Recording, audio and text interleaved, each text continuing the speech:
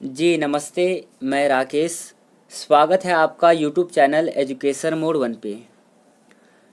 तो यदि आप लोगों ने इससे पहले वाला वीडियो देखा होगा तो उस वीडियो में हमने इतिहास से रिलेटेड कुछ क्वेश्चन के ऊपर डिस्कस किया था। उस वीडियो में सभी क्वेश्चन इम्पोर्टेंट व सिलेक्टेड थे।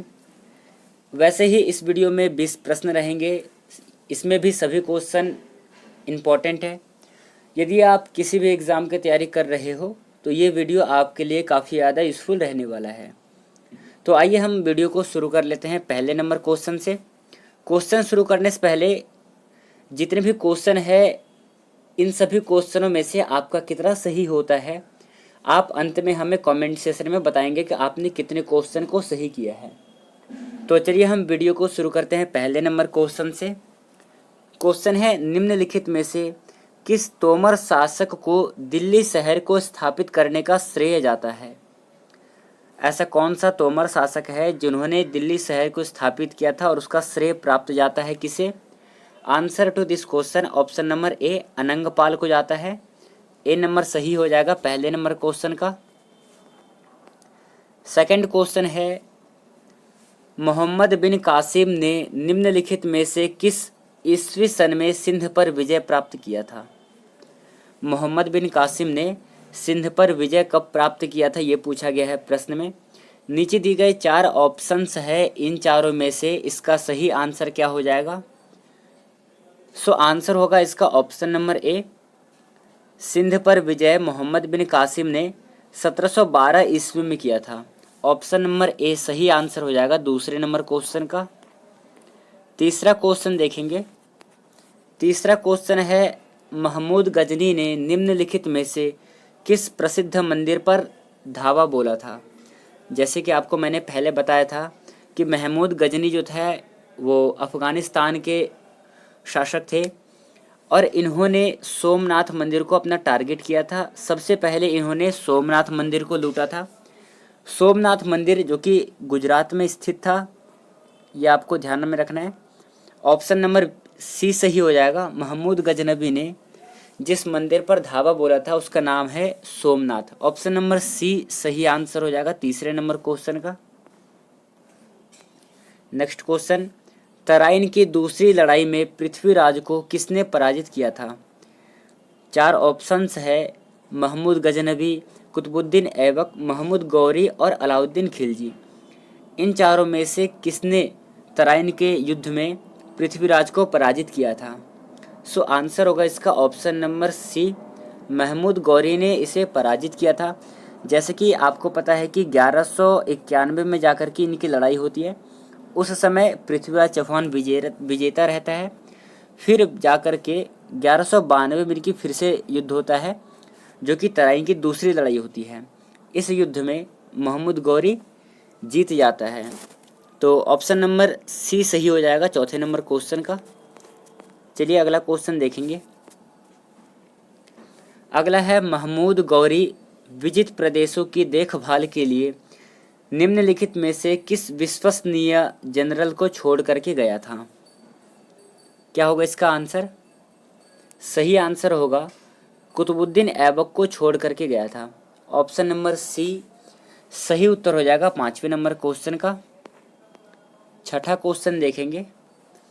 निम्नलिखित में से किस राजपूत राजा ने महमूद गौरी को पहली बार हराया था?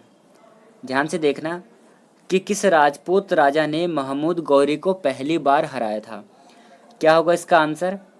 सही उत्तर हो जाएगा सबसे पहली बार जिन्होंने हराया था उनका नाम है Baghel Bhim. Option number B सही हो जाएगा। बघेल भीम ने सबसे पहले महमूद गौरी को हराया था। चलिए अगला क्वेश्चन देखेंगे ध्यान से। क्वेश्चन है, निम्नलिखित घटनाओं को क्रमानुसार व्यवस्थित कीजिए। नीचे दी गई 4 है। एक तो है पैगंबर मोहम्मद का जन्म, भारत में गुप्त राजवंश का उदय, रोमन कोलोसियम का पूरा होना, पीटर महान रूस का जार बना। ये नीचे दिए गए आपको 4 घटनाएं दे रखी है नीचे। इन चारों को आपको सीरियल क्रम में लगाना है कि सबसे पहले कौन सा हुआ फिर इसके बाद में कौन सा हुआ। और ये नीचे दिए गए कुछ ऑप्शंस है। तो क्या होगा इसका आंसर? इसको मैं थोड़ा सा छोटा करता हूँ। अब आप बताएंगे क्या हो जाएगा इसका आंसर। सबसे पहले कौन सा घटना घटित हुआ, इस अनुसार में आपको लगाना है, और ये क्वेश्चन है 7वां नंबर का। चलिए लगाइए जल्दी। जैसे कि आपको पता है कि सबसे पहले क्या हुआ था, रोमन कोलोसियम का पूरा होना, पहला नंबर घटना ये है। तो आप देखेंगे इसमें कि सी किसका है, पहले नंबर में सी किसमें है, सी इसमें है, इसमें नहीं है, इसमें नहीं है, इसमें नहीं है, ये तीनों ऑप्शंस कट गए, ऑप्शन नंबर ए सही हो जाएगा। सबसे पहला रोमन कोलोसियम का पूरा होना हुआ, फिर इसके बाद भारत में गुप्त राजवंश का उदय, पैगंबर मोहम्मद का जन्म, और अंत में जाकर के पीटर महान और रूस का जार बनना। ऑप्शन नंबर ए सही हो जाएगा 7वें नंबर क्वेश्चन का। चलिए अगला क्वेश्चन देखेंगे। 8वां क्वेश्चन है, कुव्वत उल इस्लाम मस्जिद का निर्माण निम्नलिखित में से किसके द्वारा किया गया। कुव्वत उल इस्लाम मस्जिद जो कि दिल्ली में स्थित है, इसका निर्माण किसके द्वारा किया गया था। आंसर होगा ऑप्शन नंबर ए, इसका निर्माण जो है कुतुबुद्दीन ऐबक के द्वारा किया गया। Option number A correct answer होगा इसका। अगला है, दिल्ली का वह सुल्तान कौन था जिसकी मृत्यु पोलो खेलते हुई थी। ऐसा कौन सा सुल्तान है दिल्ली का जिनकी मृत्यु पोलो खेल खेलते समय हुई थी। क्या हो जाएगा इसका answer. Answer to this question option number A, Qutubuddin Aibak right answer हो जाएंगे। कुतुबुद्दीन ऐबक दिल्ली के वह सुल्तान थे जिनकी मृत्यु पोलो खेल खेलते समय हुई थी। ऑप्शन नंबर ए सही हो जाएगा 9वें नंबर क्वेश्चन का। अगला है, दिल्ली के सुल्तान का पद संभालने से पहले बलबन किस सुल्तान का प्रधानमंत्री था। क्या होगा इसका answer. Answer to this question option number A, सबसे पहले पद संभालने से पहले, दिल्ली के पद संभालने से पहले बलबन जो था वो नसरुद्दीन का प्रधानमंत्री था। ऑप्शन नंबर ए सही हो जाएगा 10वें नंबर क्वेश्चन का। नेक्स्ट क्वेश्चन देखेंगे, चंगेज खान से जलाउद्दीन का पीछा करते हुए किसके शासनकाल में भारत की सीमाओं पर आक्रमण किया था। क्वेश्चन एक बार दोबारा देखेंगे। क्वेश्चन में पूछा है कि चंगेज खान ने जलालुद्दीन का पीछा करते हुए किसके शासनकाल में भारत की सीमाओं पर आक्रमण किया था। क्या होगा इसका आंसर, किसके शासनकाल में किसके सीमाओं पर आक्रमण किया था। इसका आंसर होगा आपका ऑप्शन नंबर बी, इल्तुतमिश। साथियों, जलाउद्दीन का पीछा करते हुए ये इल्तुतमिश के शासनकाल में भारत की सीमाओं पर आक्रमण करता है। ऑप्शन नंबर बी सही आंसर होगा इसका।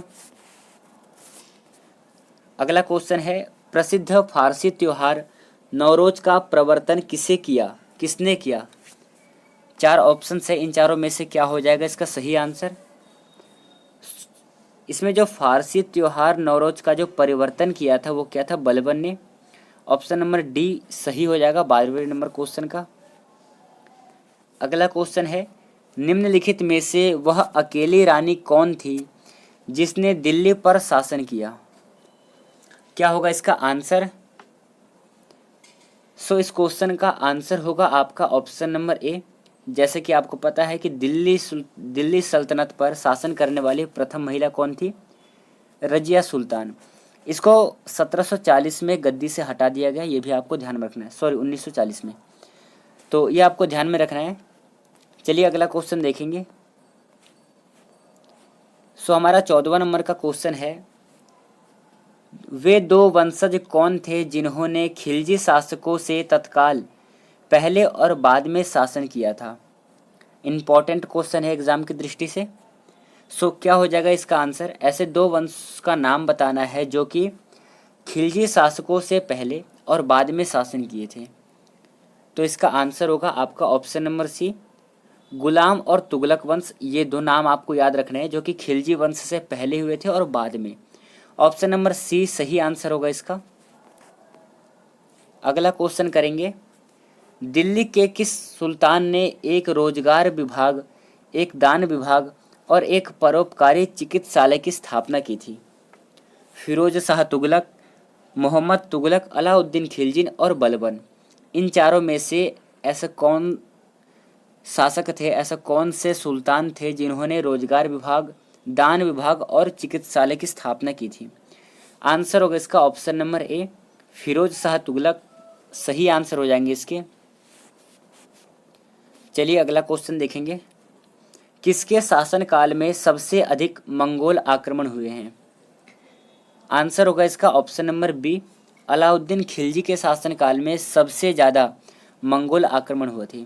ऑप्शन नंबर बी सही आंसर होगा इसका। चलिए अगला क्वेश्चन। मलिक काफूर जनरल था, मलिक काफूर जनरल था, किसका जनरल था? सिकंदर लोदी का, कुतुबुद्दीन ऐबक का, अलाउद्दीन खिलजी का या फिर हुमायूं का? क्या हो जाएगा इसका आंसर? सो मलिक काफूर जो थे अलाउद्दीन खिलजी के जनरल थे। Option number C correct answer होगा इसका। चलिए अगला क्वेश्चन देख लेते हैं। इंपॉर्टेंट क्वेश्चन है ये वाला, ध्यान से देखेंगे क्वेश्चन को। क्वेश्चन में पूछा गया है कि निम्नलिखित में से किस खिलजी शासक ने दिल्ली के सिंहासन पर बैठने के लिए अपने ससुर की हत्या कर दी? तो क्या हो जाएगा इसका आंसर?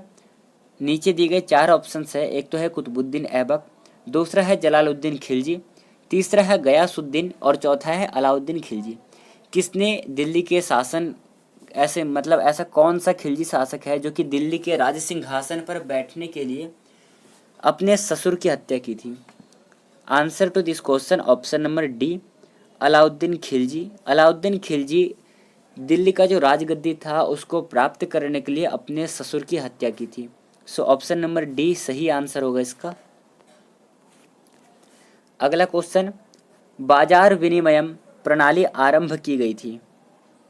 बाजार विनियमन प्रणाली आरंभ की गई थी, कब आरंभ की गई थी और किसके द्वारा आरंभ की गई थी ये बताना है। सो इसको आरंभ की गई थी अलाउद्दीन खिलजी के द्वारा। और ये कब आरंभ की गई थी ये आप हमें कमेंट सेशन में अपना कमेंट करके बताएंगे। चलिए अगला और अंतिम क्वेश्चन देखते हैं हम। सो अगला और अंतिम क्वेश्चन करने से पहले आपने इन 20 क्वेश्चन में से कितने क्वेश्चन को सही किया है आप हमें कमेंट सेशन में अपना स्कोर बताएंगे। और अगला किस टॉपिक से संबंधित आपको MCQ क्वेश्चन चाहिए आप हमें कमेंट कर सकते हैं। तो चलिए आइए आज के हम अगला और अंतिम क्वेश्चन करते हैं। क्वेश्चन है, दिल्ली के निम्नलिखित सुल्तानों में से किसे इतिहासकारों ने विरोधाभासों का मिश्रण बताया है? एक बार पुनः रिपीट करता हूँ।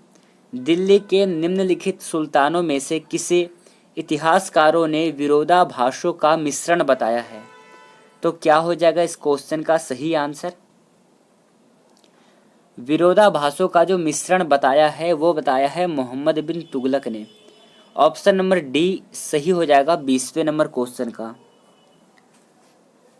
सो साथियों, आपको ये वीडियो कैसा लगा आप हमें कमेंट सेशन में अपना जवाब शेयर करेंगे।